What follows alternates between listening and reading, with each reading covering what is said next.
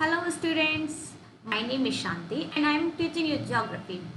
So आने वाले 20 minutes में आप मेरे साथ रहने वाले हैं और पढ़ेंगे ज्योग्राफी हम एनसीईआरटी की पढ़ने वाले हैं क्लास 10th का chapter number 1 resources and development. तो अब हम देखते हैं आखिर इसमें है क्या, ये चैप्टर हम कितने क्लासेस में करने वाले हैं और इस चैप्टर में है क्या क्या। तो ये चैप्टर हम 2 क्लासेस में करेंगे, अभी 20 मिनट्स में, फिर आगे आने वाली क्लास में 20 मिनट्स में करेंगे। तो इसमें हम देखने वाले हैं रिसोर्सेज एंड डेवलपमेंट की रिसोर्सेज होते क्या है and development in what context. ठीक है कि अगर डेवलपमेंट हो रहा है तो किसका डेवलपमेंट की हम बात कर रहे हैं, development in the context of resources and development in the context of our surrounding. ठीक है, तो ये सारी चीज़ें हैं हम इस टॉपिक में देखने वाले हैं। तो पहले हम एक ओवरव्यू ले लेते हैं कि आखिर इस चैप्टर में है क्या क्या। ठीक है, तो चलिए देखते हैं। इस चैप्टर में है कि हम क्या क्या पढ़ने वाले हैं। हम रिसोर्सेज के बारे में जानेंगे, then classification of resources and sustainable development देखेंगे। इसके बाद में हमारा रिसोर्सेज प्लानिंग होता है कि अगर हमारे पास में रिसोर्सेज हैं तो उन्हें हमने कुछ क्लासीफाई भी किया हुआ है। फिर उनके सस्टेनेबल डेवलपमेंट क्या होता है ये भी हमें जानना बहुत ज़रूरी है, आखिर इसकी ज़रूरत क्यों है। ठीक है, रिसोर्स एंड प्लानिंग, अगर हम डेवलपमेंट की बात कर रहे हैं तो ऑब्वियस है कि हमें एक प्लानिंग भी करनी पड़ेगी।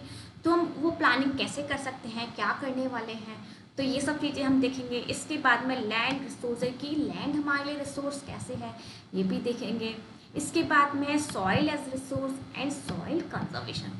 सो these are the topics which are in this chapter, but what we will learn in today's class. तो अब देख लेते हैं कि हम आज की क्लास में क्या क्या पढ़ने वाले हैं। So this is our plan for today.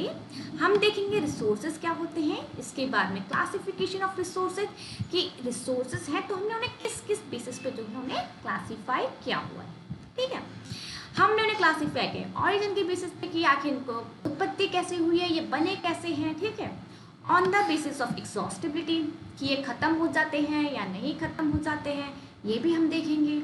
इसके बाद में हमारा on the basis of ownership. On the basis of ownership it is very easy topic, आप इसे तुरंत याद कर लेंगे। ठीक है, ऑनरशिप का मतलब ये आप जानते हो कि आखिर किसकी ऑनरशिप है। ठीक है, तो रिसोर्सेज हैं उन पे किसकी ऑनरशिप है। ठीक है, तो ये सब चीज़ें हम देखेंगे। On the basis of status of development, development अभी आपको पता है किस कॉन्टेक्स्ट में, रिसोर्सेज के डेवलपमेंट के कॉन्टेक्स्ट में, एंड देन हमारे सराउंडिंग के, हमारी लाइफ के कॉन्टेक्स्ट में। ठीक है, फिर सस्टेनेबल डेवलपमेंट देखेंगे कि आखिर ये होता क्या है, हमें इसकी ज़रूरत क्यों है। अर्थ समिट 1992, अर्थ समिट 1992 रिसोर्सेज में क्या कर रहा है भाई, हम क्यों पढ़ेंगे, ये भी बहुत इंपॉर्टेंट टॉपिक है, आपको याद रखना पड़ेगा, आपको पढ़ना पड़ेगा। एजेंडा 21 क्या चीज़ है ये भी देखना पड़ेगा। तो लेट्स सी टुडेज क्लास। आखिर हम स्टार्ट करते हैं आज की क्लास। तो सबसे पहले हम जानेंगे रिसोर्सेज, आखिर रिसोर्सेज होते क्या हैं। रिसोर्सेज को हिंदी में क्या बोलते हैं, संसाधन। तो देखिए, अगर मैं आपको सरल शब्दों में समझाऊं कि संसाधन होते क्या, देखिए संसाधन वो सभी चीज़ें होती हैं जो हमारी लाइफ को इजी बनाती हैं एंड विच सेटिस्फाई नीड्स, किसकी नीड, हमारी नीड को सेटिस्फाई करती हैं। लेट्स से मिल्कमैन वाले भैया सुबह सुबह आते हैं आपके घर पे, दूध दे करके जाते हैं, वो क्या है, वो भी तो रिसोर्सेज हैं। स्टडी टेबल हम घर में यूज़ कर रहे हैं, वो भी तो रिसोर्स है। Mobile phone, AC, cooler, water, land, ये सभी चीज़ें जितनी भी हैं जो हमारी नीड को सेटिस्फाई करती हैं, वो क्या है, सभी वो सभी रिसोर्सेज हैं। अब ये तो आपने इजी वर्ड में जान लिया कि रिसोर्सेज होते क्या हैं, बट एग्जाम में सबसे पहला क्वेश्चन आपका यही आता है, व्हाट आर द रिसोर्सेज, संसाधन क्या हैं।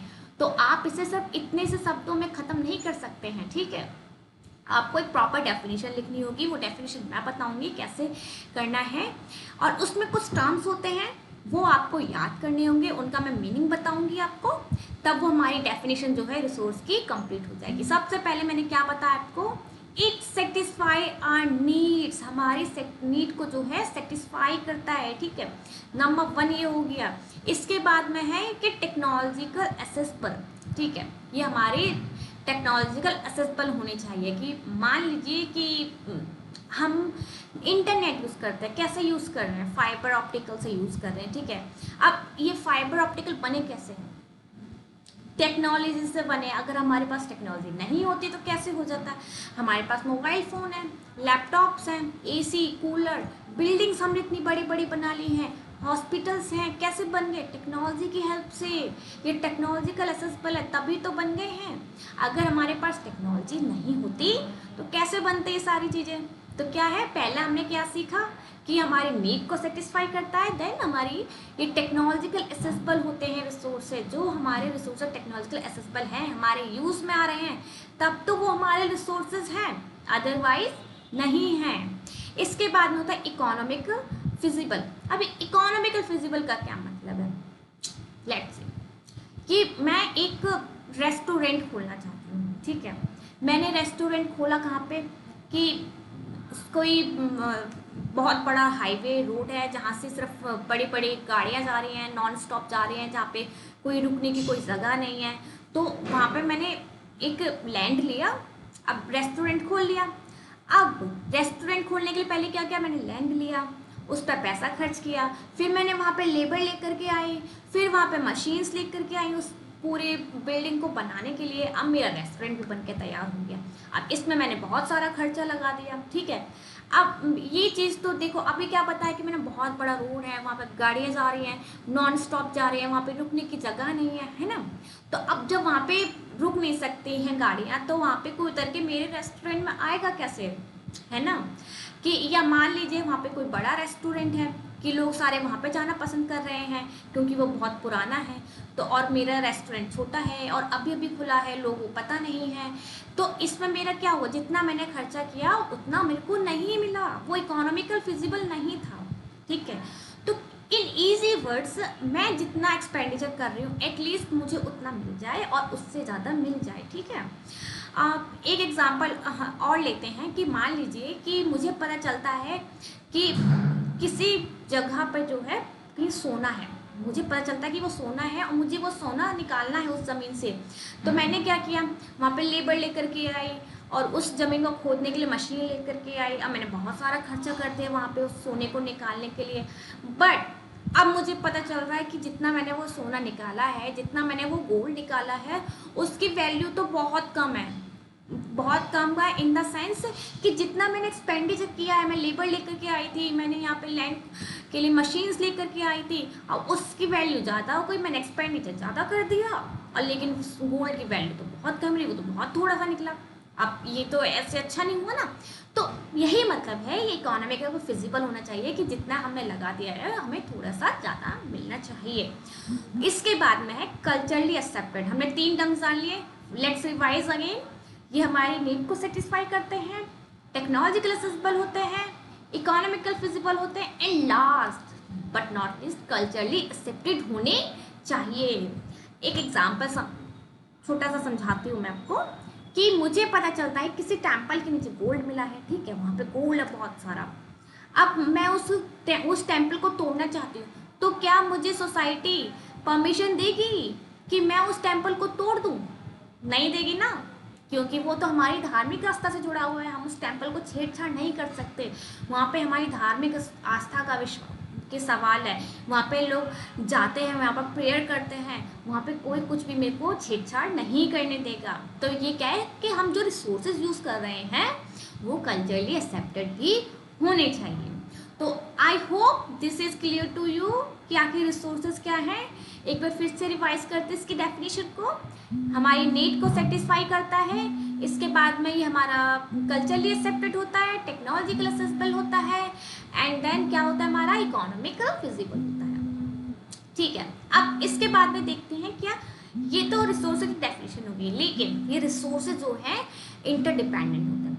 किस पर होते हैं? देखिए, नेचर पे होते हैं, टेक्नोलॉजी पर होते हैं, और इंस्टीट्यूशन पे होते हैं। कैसे होते हैं मैं आपको एक छोटा सा बिल्कुल आपके आसपास से एक एग्जांपल लेकर के समझाती हूँ।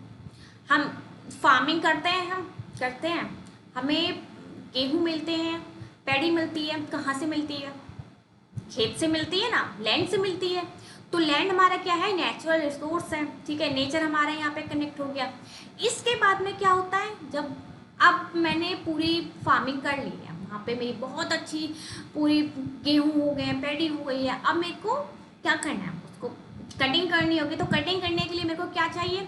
लेबर चाहिए होगी, लेबर चाहिए प्लस मेरे को मशीन्स भी लानी होगी, उसकी थ्रेसिंग करवानी होगी, पूरी उसको काटने के लिए कटिंग मशीन लेकर के आनी होगी, ठीक है। तो ये हमारी टेक्नोलॉजी यहाँ पर आ गई ना।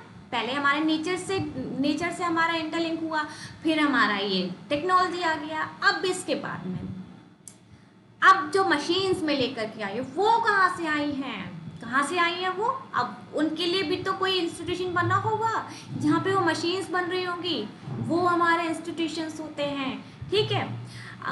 एक एग्जांपल और लेते हैं कि हमारे स्कूल, वो भी तो रिसोर्सेज हैं। हम जाते हैं, कहाँ पे बना हुआ है? वो लैंड पे बना हुआ है। लैंड पे बना हुआ है कैसे? वो बिल्डिंग बनी हुई है। बिल्डिंग कैसे बनी हुई है? टेक्नोलॉजी के हेल्प से बनी हुई है। टेक्नोलॉजी के हेल्प से कैसी बनी हुई है? वहाँ पे इलेक्ट्रिसिटी लगी हुई है, वहाँ पे जनरेटर लगा हुआ है, वहाँ पे मशीन का यूज़ हुआ है बहुत सारा जब वो बिल्डिंग बन रही थी, है ना। अब इसके बाद में ये इंस्टीट्यूशन हमारा हो गया, स्कूल हो गया और लैंड हो गया, टेक्नोलॉजी हमारे यहाँ पे यूज़ हो गई। तो ये क्या है? इंटरडिपेंडेंट है एक दूसरे पे, ये एक दूसरे के बिना नहीं कंप्लीट हो सकते। तो I hope it is clear to you कि आखिर रिसोर्सेज होते क्या हैं।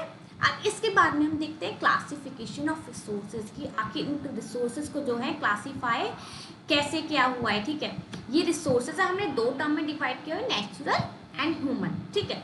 नेचुरल रिसोर्सेज में कौन से होते हैं? हम बेसिकली इसमें नेचुरल रिसोर्सेज के बारे में पढ़ने वाले इस चैप्टर में।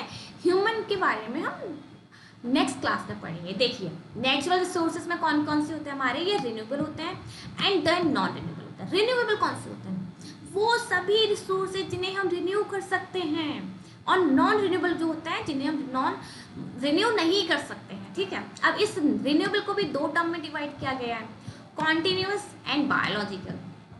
कॉन्टिन्यूअस कौन से होते हैं?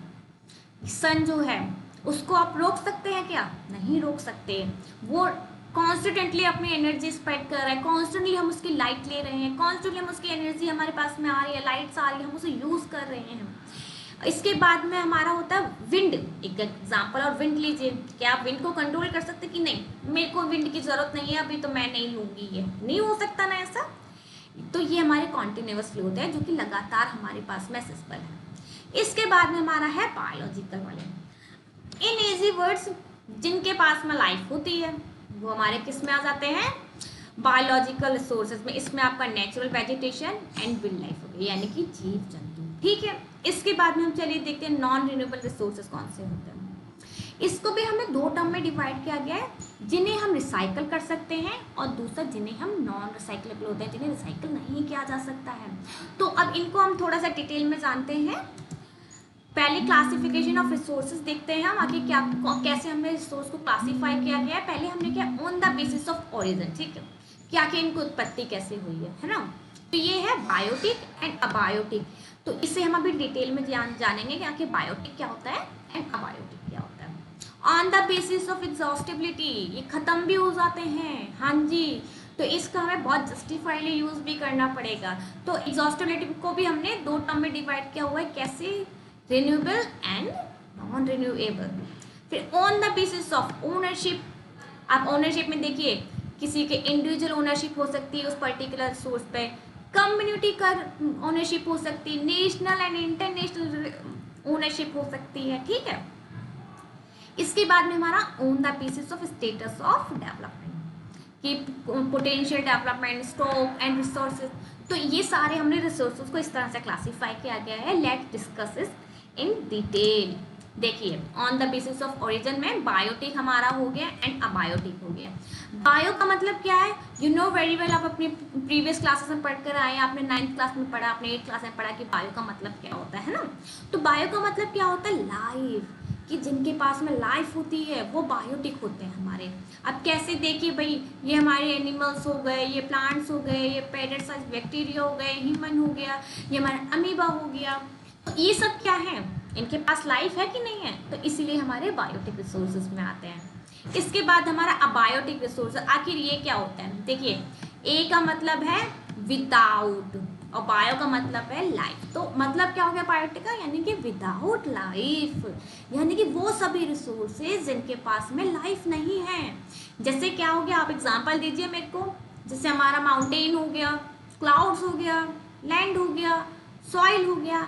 ये सब क्या है हमारे, इनके पास में लाइफ नहीं है, ये सांस नहीं लेते हैं, इनके पास में कोई भी जिंदगी नहीं है, इसीलिए क्या है हमारे अबायोटिक रिसोर्सेज हैं। I hope it is clear to you. ठीक है, कैसे इनका ओरिजिन हुआ है, बायोटिक एंड अबायोटिक। इसके बाद में हमारा ऑन द, ठीक है, ये देख लीजिए बायोटिक रिसोर्सेज आते कहाँ से, ऑब्टेन फ्रॉम बायोस्फीयर, हमें बायोस्फीयर से मिलते हैं।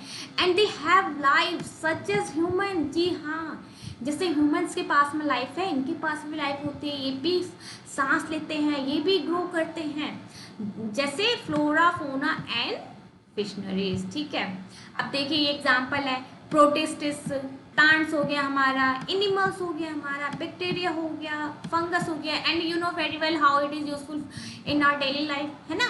प्लांट से हमें क्या मिलता है, हमें इटेबल थिंग्स मिलते हैं, एनिमल से हमें कॉटन मिलता है, वूल मिलता है, और बैक्टीरिया से बताइए क्या क्या होता है, हमारा कर्ड, अचार, पिकल एंड बहुत सारी चीज़ें खाने में ये भी होता है, हमारी मेडिसिन बनती है इन बैक्टीरिया पैरासाइट से। तो इस तरह से क्या है हमारे लिए ये सभी क्या है, रिसोर्सेज हैं। ठीक है, अब अबायोटिक रिसोर्सेज देख लेते हैं, क्या है ये, composed of non living things, जी हाँ, ये नॉन लिविंग थिंग्स से बने होते हैं, जैसे rocks and metals, water, soil, light, air, ये सभी क्या है हमारे अबायोटिक रिसोर्सेज हैं। इनके पास क्या है, लाइफ होती है कि नहीं होती, बताइए आप मेरे को, नहीं होती। ठीक है, तो ये जो डिफरेंस है आपको याद करना बहुत जरूरी है, आप एग्जाम्पल में जरूर इसे लिख करके आइएगा, अगर आपसे on the basis of origin पूछा जाता है तो ये एग्जाम्पल आपको जरूर देने हैं।